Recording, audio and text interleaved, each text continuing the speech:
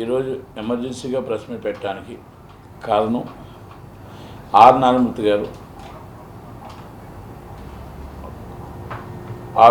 గారు ఇవాళ press meet పెట్టి కొన్ని వ్యాఖ్యలు పవన్ కళ్యాణ్ గారి మీద, కందూరు దుర్గేష్ గారి మీద, సినిమా పెట్టుబడిదారులకి సపోర్ట్ చేస్తూ, గుత్తాధిపత్యానికి సపోర్ట్ చేస్తూ, పేదవాడిని గాలికి వదిలేసి, చిన్న సినిమాని గాలికి వదిలేసి, చిన్న సినిమా నిర్మాతల్ని, డిస్ట్రిబ్యూటర్ని, నిజమైన ఎగ్జిబ్యూటర్ని గాలికి వదిలేసి, లీజుదారులకు సపోర్టుగా ఆయన మాట్లాడడం అనేది విడ్డూరంగా ఉంది. దానికోసమే ప్రెస్ మీట్ పెట్టడం జరిగింది.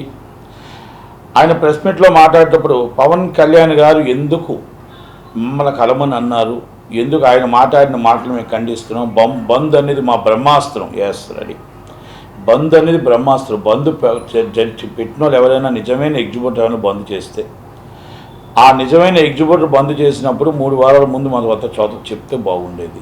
అసలు హరిహర వీరమ్మలకి ఏమీ సంబంధం అని చెప్పారు. 12వ తారీఖున హరిహర వీరమ్మల సినిమా ఉందని మీకు తెలియదా? అది బంద్ అని అనేటప్పుడు హరిహర వీరమ్మలు రిలీజ్ ఉందని తెలియదా మీకు అని అడుగుతున్నాను. మీకు తెలుసుండి కూడా మీరు ఈ విధంగా వ్యాఖ్యలు చేయడం ఎంతదాకా కరెక్టు, వాళ్ళకి సపోర్ట్ చేయడం ఎంతదాకా కరెక్టు, మీరు ఎవరికి సపోర్ట్గా మీరు ప్రెస్ మీట్ పెట్టారో అది అందరికీ తెలుసు. దయచేసి నేను ఇంకోటి కూడా చెప్తున్నా, మీరు మాట్లాడే ప్రతి మాట పవన్ కళ్యాణ్ గారు ఏం మాట్లాడారు మీకోసం, మీరు ఇండస్ట్రీ నుంచి అందరూ రండి, చంద్రబాబు నాయుడు గారిని కలండి, పరిశ్రమ హోదా ఇద్దాం, మీకు అందరికీ ఏ కష్టం ఉన్నా బాధ ఉన్నా కలుద్దాం, సింగిల్గా రాకండి, మీరు మొత్తం టోటల్గా ఛాంబర్ని, రికగ్నైజ్డ్ బాడీ కౌన్సిల్ని రండి అని అడిగారు. అది తప్పు కాదే? ఆ ఇండస్ట్రీ నిలబడదాం అనేది తప్పు కాదే? ఇండస్ట్రీని కాపాడుదాం అనుకుని తప్పు కాదే? పరిశ్రమ హోదా ఇస్తామని తప్పు కాదే?